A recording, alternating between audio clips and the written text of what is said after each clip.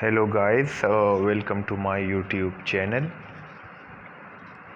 In the previous lectures we have discussed the introduction chapter, all the chapters, the summary of all the chapters, and the chapter related to criminal conspiracy, where there are two sections. First is 120A, which describes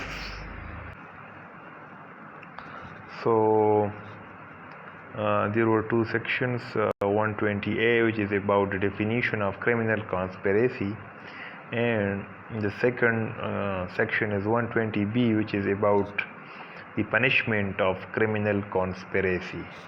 Now, in this section, we will discuss defamation. So, first of all, let's define defamation. Whoever, by words either spoken or intending to be read, or by signs or by visible representations, makes or publishes any imputation concerning any person intending to harm, or knowing or having reason to believe that such imputation will harm the reputation of such person, is said, except in the cases hereinafter accepted, to defame that person.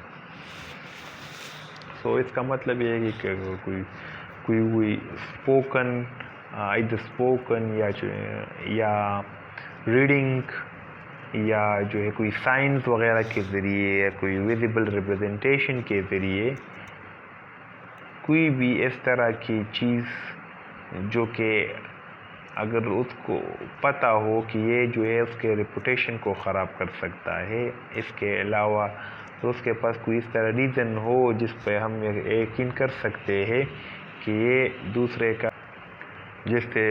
का जो reputation है वो ख़राब होता है। अगर उसके पास कोई रीज़न भी है या हमारे पास कोई इस तरह रीज़न है कि इससे उस पर हम बिलीव करके ये साबित होता है कि इससे जो है उसके रेपुटेशन जो है वो ख़राब हो सकता है या ख़राब हुआ है, तो दोनों केसेस में ये डिफेमेशन कहलाएगा। और ये under Pakistan penal code it's an offence, एक जुर्म है जो कि काबिल सज़ा है, जो कि जिसके बाद जो सेक्शंस है उसमें इसकी सज़ा की वजाहत भी की गई है।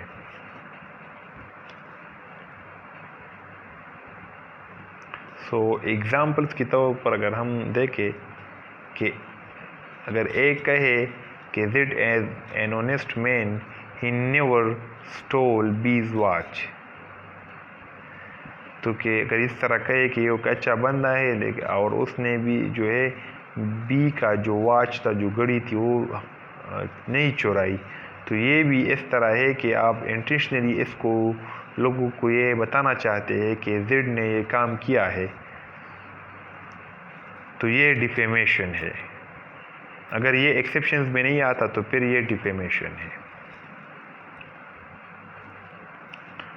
तो इसके अलावा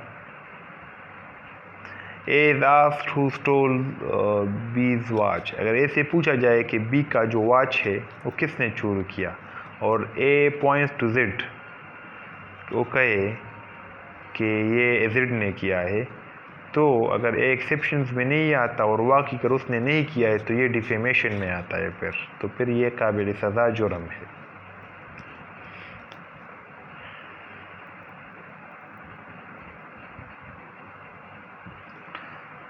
Now this chapter contains other sections as well.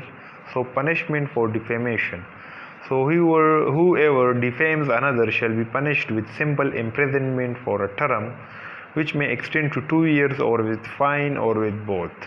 तो इसका मतलब ये है कि अगर कोई डिफेमेशन करता है और जो एक्सेप्शन है उसमें नहीं आता properly under Pakistan penal code वो डिफेमेशन जो है वो कमिट करता है, तो उसको जो है जो इम्प्रिजनमेंट है वो 2 ईयर्स तक दी जा सकती है और इसके साथ फ़ाइन भी दिया जा सकता है और या दोनों जो है दिए जा सकते हैं। तो 2 ईयर्स इम्प्रिजनमेंट हो सकती है, फ़ाइन हो सकता है या दोनों हो सकते हैं।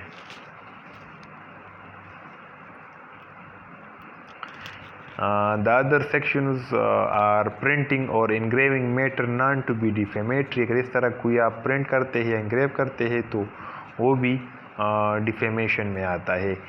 Sale of printed or engraved substance containing defamatory matter, तो अगर इसका कोई सेल करते हैं तो वो भी defamation के ही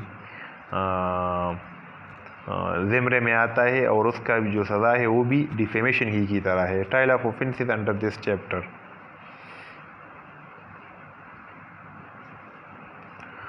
तो ट्रायल ऑफ ऑफेंसेस अगर इस चैप्टर के अंदर होगा तो कोर्ट ऑफ सेशन के पास ये एक इख्तियार है कि उस to try an offence under this chapter and decide it within a period of 90 days, और 90 डेज में इसका फैसला दे दे. तो this was all about defamation in the different sections related to the defamation. We did discuss and we did define the defamation in the other sections as well in this chapter. In the next lecture we will discuss another important chapter. Thank you for watching my video. Keep watching my YouTube channel.